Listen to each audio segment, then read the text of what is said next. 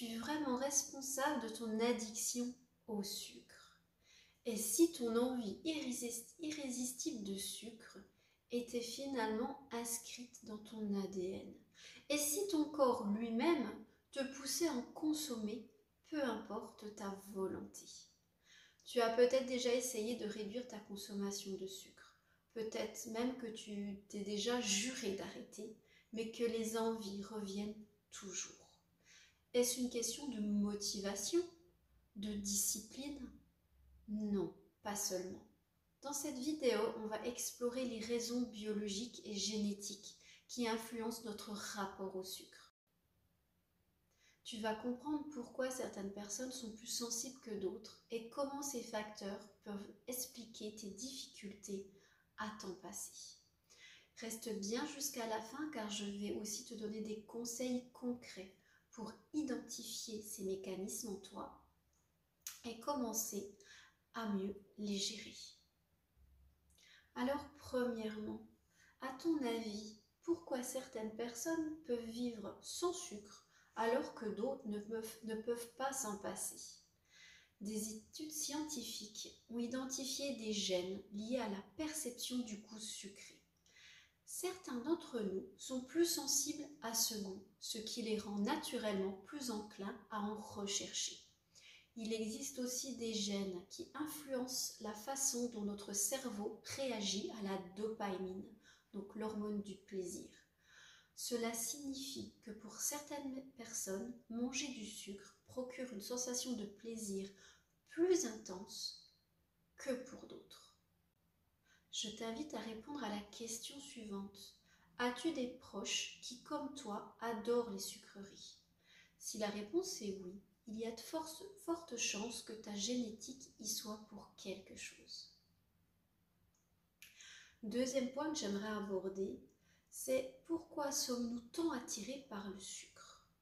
Pour comprendre, il faut remonter à nos ancêtres. Il y a des milliers d'années, le sucre était une ressource rare et précieuse. Les fruits étaient une source rapide d'énergie essentielle pour survivre. Ceux qui avaient un penchant pour le sucre, pour le goût sucré, étaient avantagés, car du coup, ils accumulaient plus d'énergie. Mais aujourd'hui, ce mécanisme de survie est devenu un problème.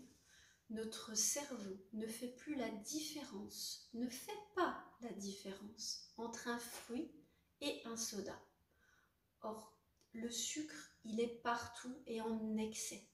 Il nous fait de plus en plus de mal et c'est un véritable problème. Alors, pose-toi cette question. As-tu tendance à te diriger instinctivement vers des aliments sucrés, particulièrement lorsque tu es fatigué ou stressé? Ce comportement est en grande partie hérité de nos ancêtres. Alors, tu me diras, oui, mais pas que. On l'a déjà effectivement évoqué dans les vidéos précédentes, cette histoire d'addiction au sucre est vraiment a des raisons multiples.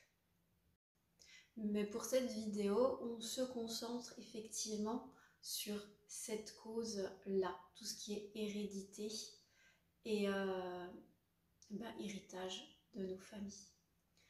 Le troisième point, c'est que, outre la génétique, nos habitudes alimentaires sont aussi influencées par notre environnement familial. Souviens-toi de ton enfance. Comment le sucre était-il présent dans ta famille?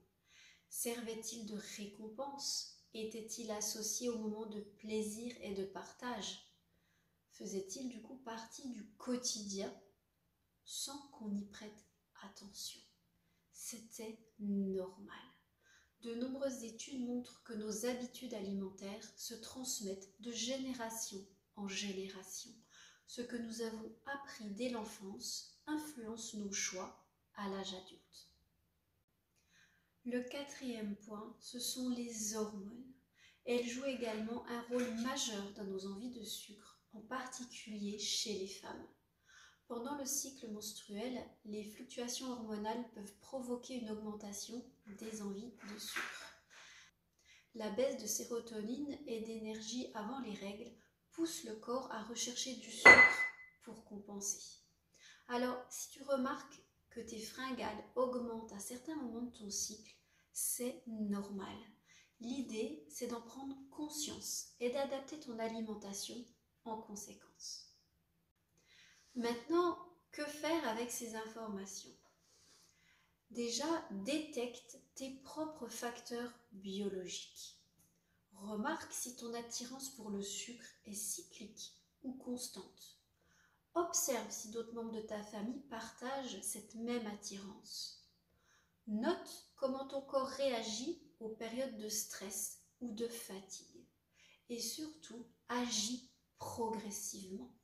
Choisis des alternatives naturelles qui répondent à tes besoins sans les excès. Expérimente des stratégies comme l'augmentation des protéines et des bonnes graisses. Si tu te demandes encore si ta relation avec le sucre est addictive, j'ai créé un test pour t'aider à mieux comprendre ton niveau de dépendance. Il s'appelle « Es-tu accro au sucre ?» et le lien est juste en dessous de la vidéo en description.